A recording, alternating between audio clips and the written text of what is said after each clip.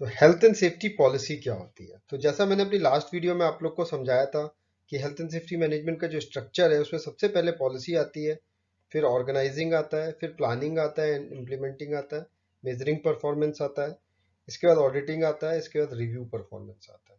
तो ये स्ट्रक्चर होता है। इसके बाद मैंने बोला था मैं आपको फिर एक एक एलिमेंट है जो इस स्ट्रक्चर का उसको बताऊंगा। तो इसी कंटिन्यूएशन में मैं आपको पॉलिसी बताऊंगा कि हेल्थ एंड सेफ्टी पॉलिसी क्या होती है। तो हेल्थ एंड सेफ्टी पॉलिसी में हमेशा ध्यान रखिए, जो सबसे पहली चीज होती है वो होता है स्टेटमेंट ऑफ इंटेंट। एक ऑर्गेनाइजेशन चाहती क्या है? तो यहाँ पे मैंने एक हेल्थ एंड सेफ्टी पॉलिसी किसी कंपनी की है जो गूगल करके मुझे मिली है, मैंने उसको लगा रखा है। तो इसमें ये एक टगर्ट्स प्राइमरी एंड कंटिन्यूइंग, मतलब टगर्ट्स कोई कंपनी है जिसका primary and continuing undertaking to provide adequate provisions for the health and safety of our employees and contractor at all times while at their place of work. तो ये एक intent उनका आ रहा है। लेकिन एग्जैक्ट इंटेंट क्या है? Our goal for injuries, occupational illness and environmental incident is zero. तो ये इनका इंटेंट यहाँ पे आ रहा है कि जितनी भी ऑक्यूपेशनल हेल्थ एंड सेफ्टी से रिलेटेड इंजरीज है या एनवायरमेंटल कंडीशन है उसको ये जीरो चाहते हैं, एनवायरमेंटल इंसिडेंट्स को। तो इन्वायरमेंटल जोड़ दिया, यानी ये environment health and safety policy है पहली बात। तो ये एक मेरे को इसमें कमी नजर आई। ये सिर्फ हेल्थ एंड सेफ्टी पॉलिसी नहीं है, ये environment health and safety policy है। तो स्टेटमेंट ऑफ इंटेंट आप लोग को समझ में आया?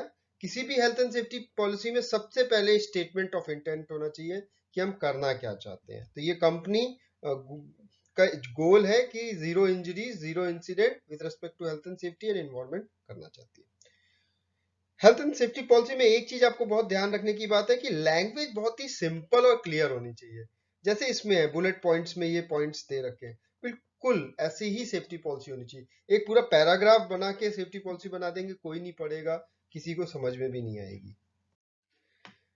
स्टेटमेंट जितने स्मॉलर हो, जैसे इसमें है accurately report and record all work incident and injuries, जो भी इसमें स्टेटमेंट्स लिखे, स्मॉलर स्टेटमेंट में होनी चाहिए health and safety policy. Next, policy should be signed by senior management. Occupier के द्वारा साइन की जानी चाहिए। जो साइन मुझे इस पॉलिसी में नहीं मिला, हो सकता है ये एक्चुअल पॉलिसी ना हो। अगर ये एक्चुअल पॉलिसी होती तो ये गलत पॉलिसी होती, क्योंकि ना तो इसमें कहीं पे इसमें डेट लिखी है कि ये कब बनी है पॉलिसी, ना तो इसमें किसी का साइन है, ना तो किसी का नाम है। तो ये पॉलिसी नहीं कहलाएगी। पॉलिसी तब कहलाएगी जब इस पॉलिसी को कोई टॉप मैनेजमेंट यानी ऑक्यूपायर साइन करेगा। उसकी डेट करंट डेट होनी चाहिए। ये ध्यान रखिए, पॉलिसी में कभी भी डेट ऐसा नहीं हो कि सीईओ चेंज हो गया, ऑक्यूपायर चेंज हो गया और आपकी पॉलिसी की डेट पुरानी पड़ी हुई।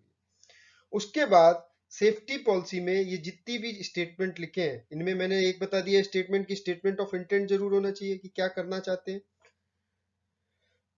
उसके बाद पॉलिसी, जो सेफ्टी पॉलिसी है या हेल्थ एंड सेफ्टी पॉलिसी या environment health and safety policy है, वो लीगल इश्यूज की जरूर बात करे। लीगल इश्यूज की बात करेगी तभी वो environment health and safety policy है। तो आप देखेंगे यहाँ पे इन्होंने बात की है confirm to the relevant legislation and codes of practice, इन्होंने बात की है। सोशल रिस्पॉन्सिबिलिटी की बात जरूर करे। यहाँ पे इन्होंने देखिए ये सोशल रिस्पॉन्सिबिलिटी की बात करी है। The company through its employees and contractor also undertakes to protect member of the public and other person from potential danger caused by any of its activities। और अपने एम्प्लॉइज की प्रोटेक्शन की बात इसने सबसे ऊपर वाले स्टेटमेंट में की है। तो सोशल रिस्पॉन्सिबिलिटी की भी बात कर रहे हैं, ड्यूटी ऑफ केयर की। उसके बाद कंटिन्यूस इंप्रूवमेंट की जरूर बात करना चाहिए किसी भी पॉलिसी को, चाहे वो फाइनेंस की पॉलिसी हो, किसी भी पॉलिसी को। या environment health and safety policy है तो आप देखेंगे इन्होंने यहाँ पे कंटिन्यूस इंप्रूवमेंट की बात की है। Provide continuous improvement in health and safety standards. मैं यहाँ पे होता तो हेल्थ एंड सेफ्टी प्रैक्टिसेस लिखता, क्योंकि स्टैंडर्ड तो इम्प्लीमेंट करते हैं जिससे हम प्रैक्टिसेस को इम्प्रूव करते हैं। तो कंटिन्यूस इंप्रूवमेंट की भी बात हो रही है। उसके बाद रिस्क मिटिगेशन, ये बहुत इंपॉर्टेंट है। Legal continuous improvement and risk mitigation की जरूर बात करनी चाहिए किसी भी हेल्थ एंड सेफ्टी पॉलिसी को।